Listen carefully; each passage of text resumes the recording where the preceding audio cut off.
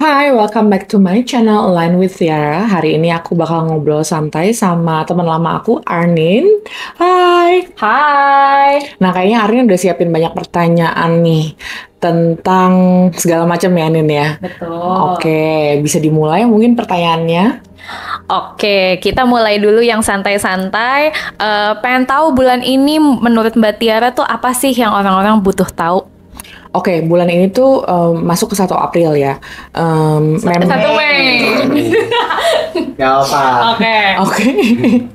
Gue kok ingetnya masih April terus ya. Nggak apa-apa. Bisa gitu ya. 1 Mei ya. Eh, 1 Mei itu memang masih berjalan energi yang shifting dari 2024 ke 2025 ini yang nanti lumayan berakhir sebenarnya di pertengahan tahun depan 2027, which sebenarnya di enjoyin aja perjalanannya, tapi memang banyak sekali shifting dan perubahan. Misalnya tiba-tiba yang tadi kerjaannya apa berubah atau keluar, entah di pecat atau tiba-tiba kok gue udah nggak happy lagi ya di kerjaan ini gitu. Atau kayak pertemanan masih ada simpang siur, percintaan tentunya yang tiba-tiba tadinya baik aja taunya kayak luka-luka lama keluar lagi terus jadi rising lagi terus jadi kayak kenapa nih ya gue begini, terus tiba-tiba ada juga yang mulai dapat ilham-ilham baru yang tadinya mungkin dia nggak tahu kalau dia punya potensi itu, terus tiba-tiba pengen coba sesuatu yang baru tapi juga belum yakin gitu. Jadi sebenarnya masih ibaratnya kalau aku mau ngomong energinya simpang siur. Simpang siur as in beneran lagi begini nih, lagi hektik dan kacau balau. Jadi nggak apa-apa, di-enjoyin aja.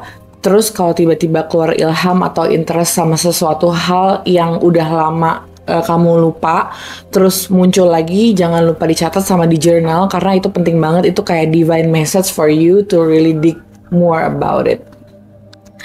Oke, berarti sebenarnya shifting ini untuk gali banyak opportunity lain ya. Bener nggak Mbak? Bener. Jadi sebenarnya tuh kan kita opportunity itu sebanyak banget di dalam Betul. kita gitu kan. Yang sebenarnya paling kental tuh waktu kamu mulai sadar hidup di dunia dari umur 7 tahun sampai kira-kira teenager 17 tahun yang tadinya demennya misalnya ngelukis atau dancing atau something like about art or nulis or puisi lah, bikin lirik atau apa yang tadinya udah dikubur dalam-dalam yang mungkin kamu pikir tadinya ini nggak bakal jadi duitnya nanti gedenya, you're actually enjoying the process of doing it. Nah itu kamu harus gali lagi karena sebenarnya mungkin universe pengen kamu untuk balik lagi ke passion dan potensial kamu yang sebenarnya zaman sekarang bisa dibikin duit dari apa aja sih. I see, tapi untuk shifting kayak gini banyak kan opportunity baru yang perlu digali lagi. Tapi sometimes orang itu ngerasa kayak nggak biasa dengan perubahan kan dan berasanya capek. Nah, biar energi kita ini tetap nggak habis dan kita bisa menghadapi perubahan ini dengan lebih zen, kira-kira tuh ngapain sih Mbak biar kita tetap zen walaupun ada perubahan-perubahan, terus abis itu juga mungkin ketemu challenges kayak ada karir yang stuck, terus abis itu juga pertemanan mulai outgrow, itu seperti apa sih? Kayak kita ngelakuin apa gitu. Oke, jadi harus di-aware dulu sebenarnya itu energi yang muncul tuh apa. Misalnya kamu anger, energi itu sebenarnya bisa ditransform. Jadi misalnya kamu sadar kalau kamu ada angernya karena apa? Jangan lari dari situ karena kalau lari besoknya makin gede, besoknya makin gede, besoknya makin gede lagi. Jadi bukannya dibenerin atau ditransform to something more positive, tapi malah kamu kubur itu terus malah makin gede, sistemnya ada di badan kamu gitu. Jadi kalau misalnya kamu lagi ada anger, kamu tanya ke diri kamu.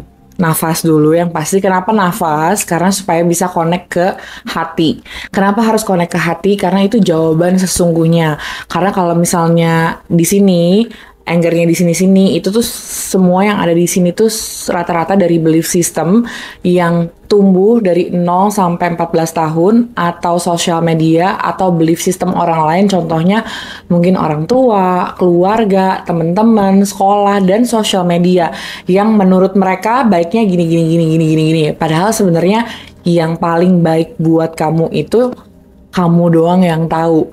Jadi ini karena udah kekacau di sini, kamu harus balik ke sini. Nah, untuk balik ke sini, kamu harus pakai nafas karena untuk relax your nervous system supaya ininya nggak terlalu function atau kayak dominan di sistem kamu. Pas kamu balik ke sini, nafas, kamu tanya, oh kenapa gue anger? Karena gue merasa masih gagal. Misalnya, kenapa gue merasa gagal? Karena udah umur segini kok gue bukannya makin maju tapi malah stuck atau di situ-situ aja. Nah, tanya lagi, kenapa? Oh ternyata selama ini gue berasa belum terlalu banyak ngelakuin action. Action apa? Untuk mencapai cita-cita atau manifestasi yang gue mau. Kenapa? Tanya lagi ke diri sendiri. Kenapa? Karena gue ya malas aja bikin atau kayak nge-create atau mulai hal yang baru. Kenapa? Misalnya nih, contoh yang paling gampang misalnya aku mau bikin digital product. Ini contoh diri aku sendiri ya, Betul, yang mungkin boleh, bisa boleh. relate ya. Betul. Karena aku mikir, gila gue gaptek banget, gue nggak ngerti IT, gue nggak ngerti gimana cara connect apa segala macam itu. Apalagi sekarang udah banyak banget sistem yang namanya mungkin Meta Ads, Instagram, TikTok, Shopee lah. Mungkin kalau mau jual physical products, terus ada Shopify, ada website, ada satu lagi tuh yang lagi hits Link ID juga yang buat platform itu tuh terlalu banyak gitu. Jadi kayak udah mikir itu semua tuh kayak udah overwhelmed dulu, dan itu bikin aku jadi nggak mau bergerak atau take actions karena aku udah overwhelmed sama semua nama-nama itu yang padahal sebenarnya kalau misalnya di silsih satu kayak didik satu-satu, diurain satu-satu, sebenarnya itu akan ketemu jalannya. Cuman karena gue udah ngomong sama diri gue kayak gue gaptek, jadi sebenarnya inner voice kamu sendiri yang menghalangi action itu.